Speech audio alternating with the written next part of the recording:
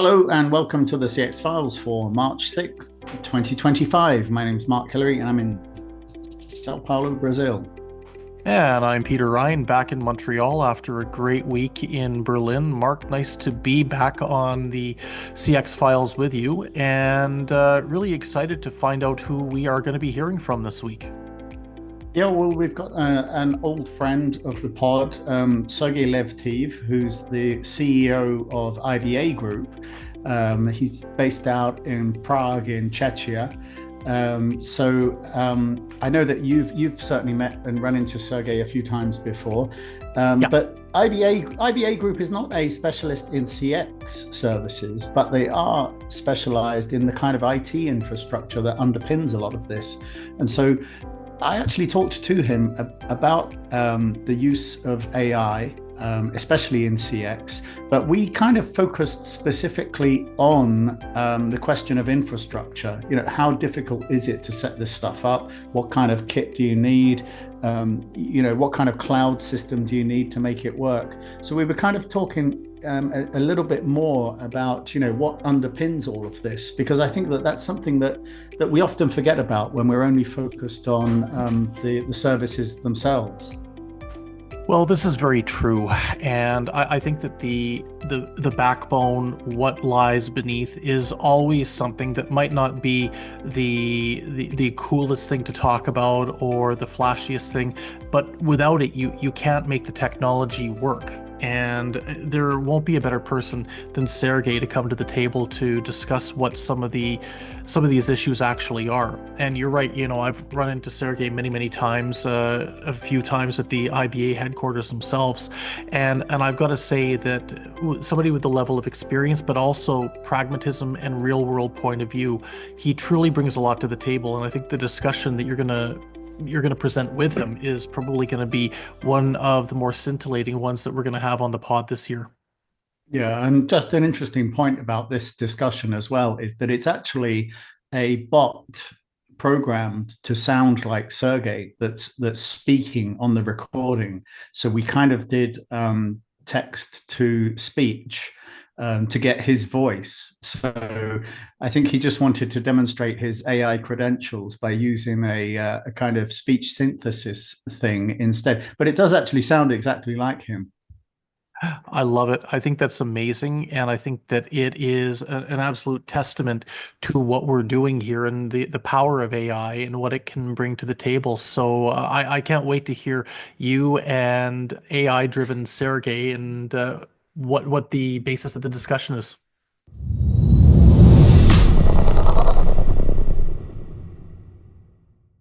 Sergey, it's great to speak with you again. Now, it's been a long time since IBA Group was on the podcast, so could you just give our listeners a reminder about your key business areas?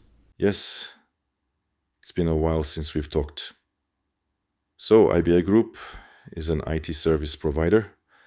We have a wide service portfolio that ranges from cloud and AI to data analytics and support for mainframes. As a company, we were born more than 30 years ago and first began working with mainframes. Over time, we mastered new technologies and expanded our service portfolio. Today, IBA Group is a diversified company. This approach proved its viability, as clients typically face not only one problem, but a set of problems, and we offer them multiple solutions to their challenges. You talked there about many issues that are important for CX companies, such as RPA, AI, data analytics, for example. Now, I know that you've been very involved in AI deployment to companies across many different industries. Have you seen the use of AI change in recent years? The use of AI has been really changing. A year ago, we were talking about AI as a hype. Now we can say that the days are gone when AI was a trick or a prestige accessory. Today, AI is a must-have. AI implementation requires a thoughtful, strategic approach. The sporadic introduction of different AI tools revealed a number of problems. Those tools are not necessarily working together. In some cases, they may conflict with each other or won't integrate when a company wants to upscale their information landscape. That is why a strategic approach to AI is crucial. Companies must move beyond simply deploying AI to building a strategic framework that integrates AI into core business functions. This will ensure their long-term growth and resilience. Are more companies now creating some form of AI compliance or governance to place a framework around how it's used? This year, we saw a big increase of awareness around the need for ethical AI and the need for governance around AI. It is true that AI brings about potential risks, and organizations need to manage these risks. In response, the EU adopted their AI Act, and the ISO released their 42001 standard for an AI management system.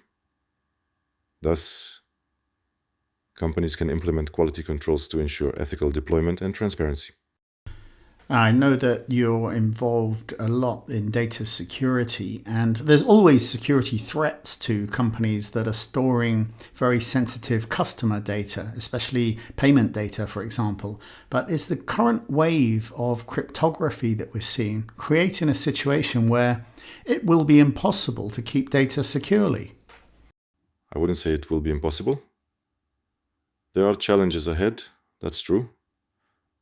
Rapid technological advancements, such as quantum computing, and the increasing sophistication of cyber attacks are threatening data security. Security in cryptography requires constant monitoring, innovation, and adaptation. If we address the risks early and adopt emerging technologies like post-quantum cryptography, it is quite possible to maintain secure systems in the face of evolving threats. However, if we do not adapt, this could lead to huge problems in protecting sensitive data. Now, I know one of the areas that you have a lot of expertise in is cloud systems. Peter Ryan and myself have both seen some of your technology at the headquarters. And this is an area that the CX world sees changing very rapidly. There's many new software platforms launched straight into the cloud.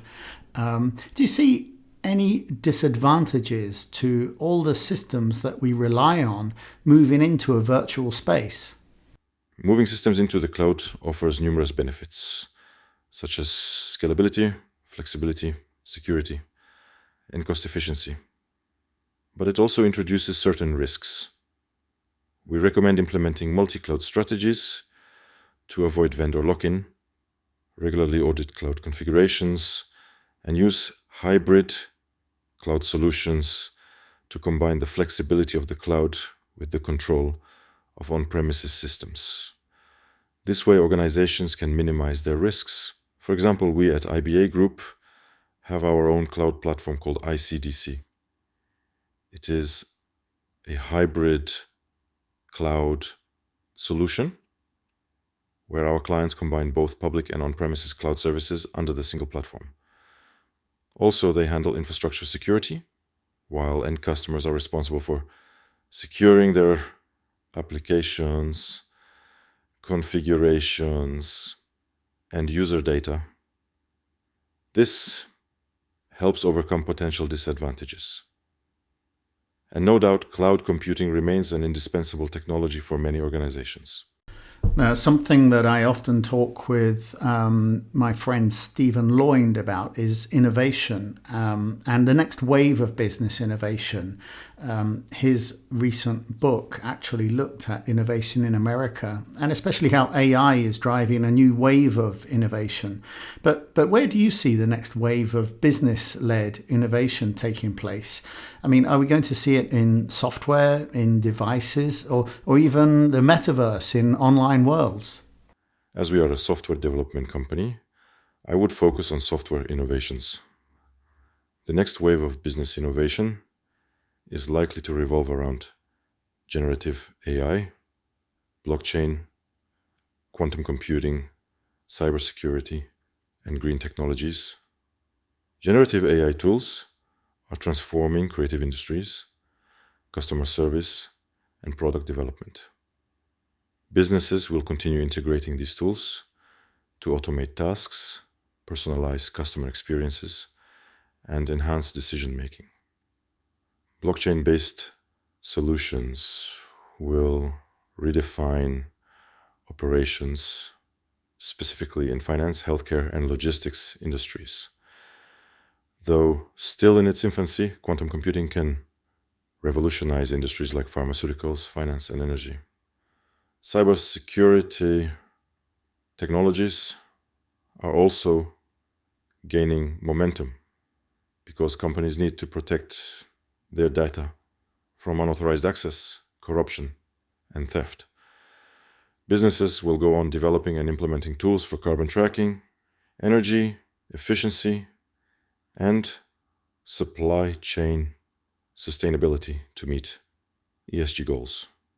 The shift towards hybrid work will drive innovation in software that bridges the gap between physical and virtual workspaces with a focus on real-time collaboration, immersive experiences, and productivity tracking. Convergence of these technologies is likely to drive the next wave of business innovation.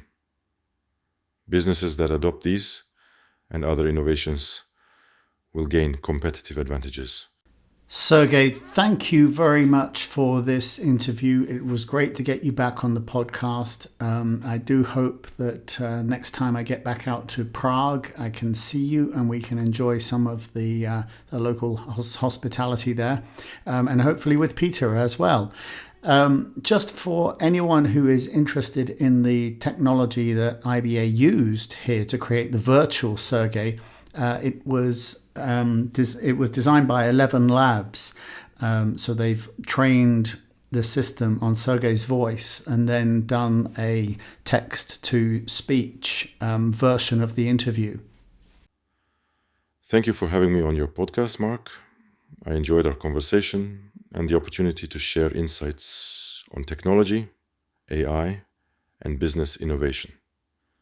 I look forward to continuing these discussions in the future.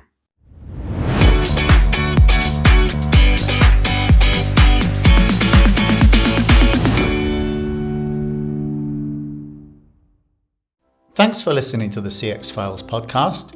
We really appreciate your feedback and suggestions. You can reach myself, Mark Hillary, or Peter Ryan via LinkedIn. Please also leave a rating or review on your favourite podcast provider, as that helps more people to find us. As always, we'd like to thank Chris Haig at Traction Media for the CX Files graphics. See you next week.